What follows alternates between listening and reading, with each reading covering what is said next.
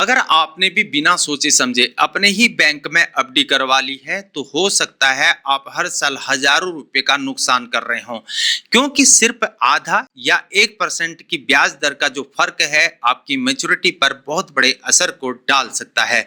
आज हम आपको बताएंगे कि कौन सा बैंक सबसे ज्यादा ब्याज आपको दे रहा है और एफडी करवाने से पहले किन बातों का आपने ध्यान रखना चाहिए। वीडियो को आखिरी तक जरूर देखिए, तभी आपको जानकारी समझ में आएगी। नमस्कार दोस्तों, स्वागत है आपका हमारे चैनल पर। फिक्स्ड डिपॉजिट यानी कि एफडी भारत में सबसे भरोसेमंद और सबसे पॉपुलर इन्वेस्टमेंट ऑप्शंस में से एक माना जाता है, खास तौर पर रिटायर्ड लोग, सीनियर सिटीजन्स और वो लोग जो रिस्क को नहीं लेना चाहते हैं, वो सबसे पहले एफडी की तरफ ही जाते हैं, क्योंकि इसमें आपका पैसा हमेशा सिक्योर रहता है, रिटर्न पहले से तय हो जाता है और आप अपनी जरूरत के हिसाब से टेन्योर भी चुन सकते हैं। लेकिन यहाँ एक बहुत बड़ी बात है जो ज्यादातर लोग नजरअंदाज कर दिया करते हैं। अलग अलग बैंकों में एफडी की ब्याज दरें काफी अलग अलग हुआ करती हैं और अगर ये फर्क सिर्फ आधा या 1% भी है तो लंबे समय में आपकी मैच्योरिटी अमाउंट पर इसका बहुत बड़ा असर पड़ सकता है। तो आज हम समझेंगे कि एफडी की ब्याज दरें किन चीजों पर डिपेंड करती हैं, कौन सा बैंक आखिर कितना ब्याज हमें दे रहा है और एफडी करवाने से पहले आपको किन किन बातों का ध्यान रखना चाहिए। सबसे पहले हम समझते हैं कि आखिर एफडी की ब्याज दर आखिर तय कैसे हुआ करती है। पहला फैक्टर होता है यहाँ पर आरबीआई की मॉनेटरी पॉलिसी। जब भी रिजर्व बैंक अपनी रेपो रेट को बढ़ा देता है तो बैंक भी अपनी एफडी दरें बढ़ा देते हैं और जब आरबीआई रेट घटा देता है तो एफडी का रिटर्न भी वहां पर कम हो जाता है। दूसरा फैक्टर होता है डिपॉजिट का टेन्योर। शॉर्ट टर्म में एफडी यानी 7 दिन से 1 साल तक, मीडियम टर्म में यानी 1 से 3 साल तक और लॉन्ग टर्म में यानी 3 से 10 साल तक अक्सर बैंक किसी खास टेन्योर पर सबसे ज्यादा ब्याज दिया करते हैं। तीसरा फैक्टर यहाँ पर होता है बैंक की लिक्विडिटी की जरूरत। जिन बैंक को ज्यादा डिपॉजिट की जरूरत होती है वो निवेशकों को आकर्षित करने के लिए ज्यादा ब्याज दर को ऑफर किया करते हैं। और चौथा फैक्टर होता है सीनियर सिटीजन के बेनिफिट्स। ज्यादातर बैंक सीनियर सिटीजन को 0.25 से 0.75% तक एक्स्ट्रा ब्याज दिया करते हैं। अब बात करते हैं अलग अलग तरह के बैंकों में औसतन आखिर कितना ब्याज हमें मिल रहा है। बड़े पब्लिक सेक्टर बैंकों में जनरल सिटीजन्स को लगभग 6.25 से 7.10% तक ब्याज मिलता है और सीनियर सिटीजन्स को 6.75 से 7.60% तक।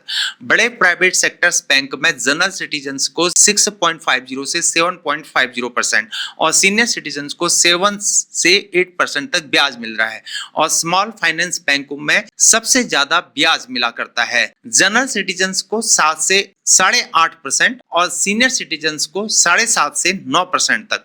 अब चलिए कुछ हम जो प्रमुख बैंक हैं उनके आंकड़ों को हम देखते हैं ताकि आपको और हमको एक साफ तस्वीर यहाँ पर मिल सके। ध्यान रखिएगा ये सारे आंकड़े इंडिकेटिव हैं और समय समय पर बैंक इन्हें बदल देते हैं। स्टेट बैंक ऑफ इंडिया में जनरल पब्लिक को करीब 6.30 से 7.05% और सीनियर सिटीजन को 6.80 से 7.55% तक ब्याज मिल रहा है और इसकी हाई इंटरेस्ट टेन्योर आमतौर पर 1 से 3 साल की ही होती है।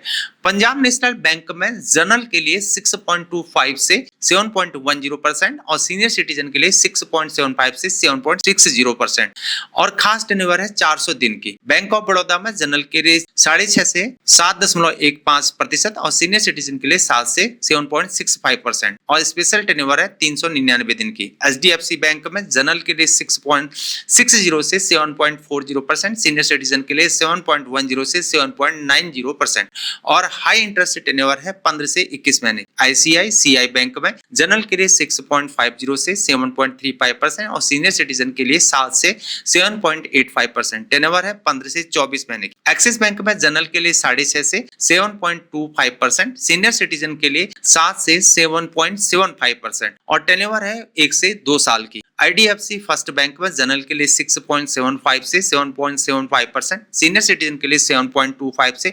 8.25% टेनओवर है 1 से 3 साल की। अब बात करते हैं स्मॉल फाइनेंस बैंकों की, जहां ब्याज दरें सबसे आकर्षित लग रही हैं। एयू स्मॉल फाइनेंस बैंक में जनरल के लिए 7 से 8% और सीनियर सिटीजन के लिए 7.5 से लेकर 8.5% तक टेनओवर है 8 से 24 महीने के लिए। और इक्विटस स्मॉल फाइनेंस बैंक में जनरल के लिए 7.25 से 8.25%, सीनियर सिटीजन के लिए 7.75 से 8.75% और खास टेनओवर है 888 दिन की। अब यहाँ एक और सवाल आता है कि क्या हमेशा सबसे ज्यादा ब्याज देने वाला बैंक ही सबसे अच्छा क्या ऑप्शन हुआ करता है? जवाब है यहाँ पर जरूरी नहीं। आइए तीनों तरह के बैंकों को हम अच्छी तरह से समझ लेते हैं। पब्लिक सेक्टर बैंकों का फायदा है, इन्हें सरकार का बैंकिंग मिला करता है, लोगों का भरोसा यहाँ पर सबसे ज्यादा होता है और इनका ब्रांच नेटवर्क बहुत बड़ा हुआ करता है। लेकिन इनकी सीमा ये है कि आमतौर पर इनकी ब्याज दरें बाकी बैंकों से कम हुआ करती है।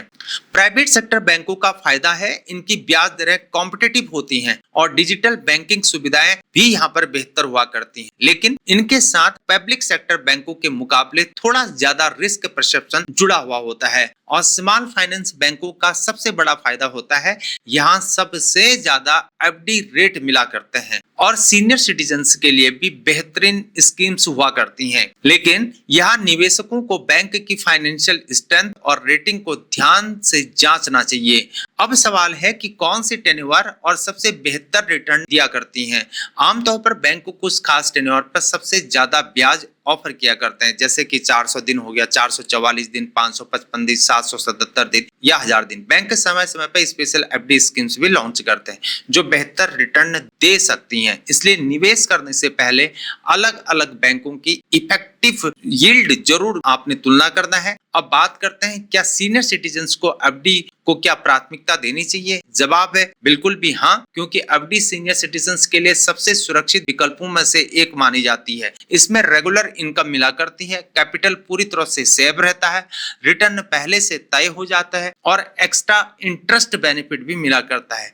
कई बैंक सीनियर सिटीजन्स के लिए स्पेशल स्कीम्स भी लेकर आती है जिनमें ब्याज दर और बेहतर हुआ करती है। अब हम टैक्स की बात भी कर लेते हैं। एफडी से मिलने वाला ब्याज पूरी तरह से टैक्सेबल होता है, आपके इनकम टैक्स स्लैब के अकॉर्डिंग से ही होता है। अगर ब्याज एक तय सीमा से ज्यादा हो जाती है तो बैंक टीडीएस भी काट सकता है।